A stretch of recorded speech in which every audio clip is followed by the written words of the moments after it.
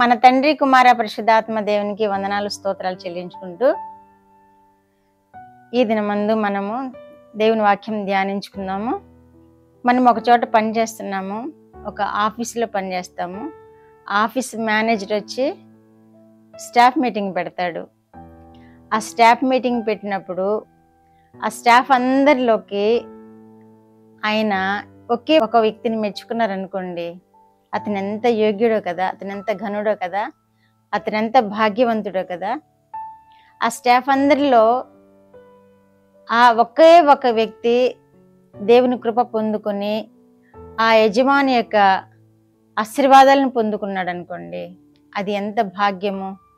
ఆ ఒకే ఒక వ్యక్తి దేవుని యొక్క కృప పొందుకోవడం అంటే, దేవుని యొక్క సహాయము అతను పొందుకోవడం వల్ల, దేవుని యొక్క జ్ఞానంతో నింపబడడం వల్ల ఆ యజమాని యొక్క మనలను పొందుకుంటాడు, ఆ మేనేజర్ యొక్క మనలను పొందుకున్నవాడుగా ఉంటాడు.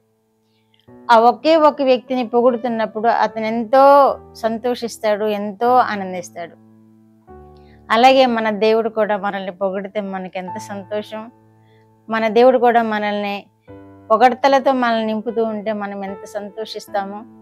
అలాగే బైబిల్లో కూడా ఒక వ్యక్తిని దేవుడు ఇలాగే పొగుడుతూ ఉన్నారు.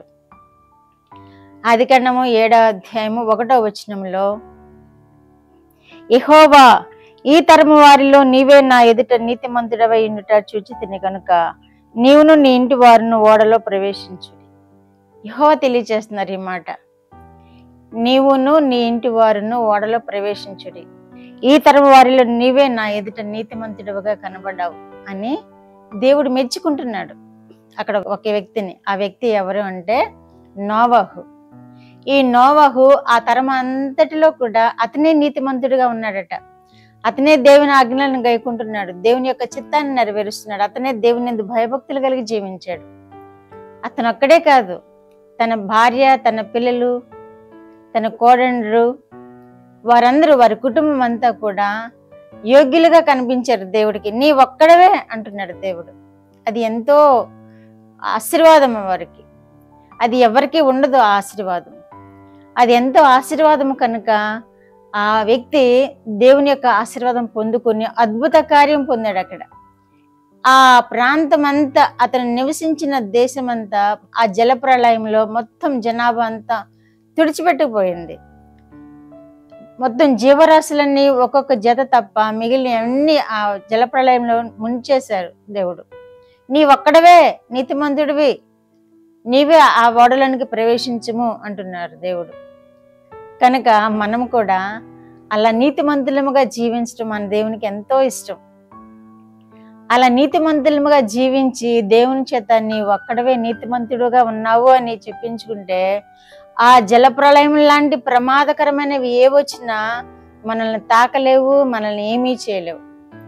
నోవహు నీతిమంతుడిగా ఉన్నాడు కనుకనే ఆ జల ప్రళయం వచ్చినప్పటికీ అతను సంరక్షించబడ్డాడు, సురక్షితంగా కాపాడబడ్డాడు. నీతిమంతుడిగా ఉన్నాడు కనుక దేవుని చేత మనం ఈ విధమైన మెప్పు పొందుకుంటే మనం కూడా ఎంతో ధన్యులమవుతాం. నీ ఒక్కడవే నీతిమంతుడిగా ఉన్నావు అని దేవుడే స్వయంగా ఆయనతో మాట్లాడుతున్నారు.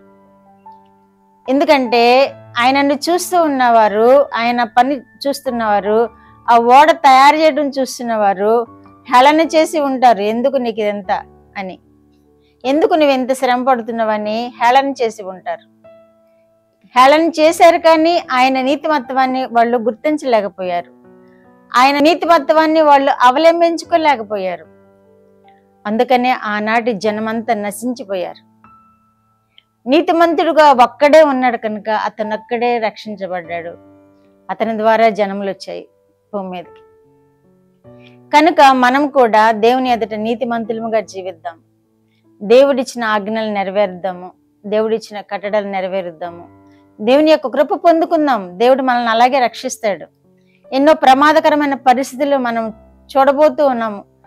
విషయాలను చూస్తుంటే రాకడ వచ్చేస్తుంది అంటున్నారు, ఆ ప్రమాదాలు జరుగుతున్నాయి, ఈ ప్రమాదాలు జరుగుతున్నాయని హెచ్చరిస్తున్నారు. ఏమో ఎప్పుడు వస్తుందో మనం చెప్పలేము. నోవహు వలె మనం కూడా నీతిపరులముగా జీవిస్తే దేవుడు ఎన్ని ప్రమాదాలు వచ్చినా, ఎన్ని ప్రళయాలు వచ్చినా, ఎంత ఇబ్బందికర పరిస్థితులు వచ్చినా మనల్ని కూడా నోవహు వలె కాపాడుతాడు దేవుడు. ప్రార్థన. మా దేవ, మా ప్రియ పరలోక ప్రభువా, మీ పరిశుద్ధ పాదములకు వందనాలు, స్తోత్రాలు. మా రక్షకుడు అయిన యేసుక్రీస్తు దేవా, మీకు వందనాలు, స్తోత్రాలు.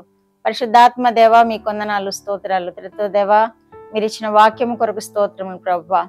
మా ముందు నోహనుంచిన దేవా, ఆయన వల్లే మేము కూడా నీతిమంతులముగా జీవించి మీ మెప్పును పొందుకొని మీ రాజ్య వారసులుగా జీవించే కృప దయచేయమని యేసుక్రీస్తు వారి పేరిటి మనవులు మీ పాదముల యొద్ద వేడుకుంటున్నాను పరమ తండ్రి.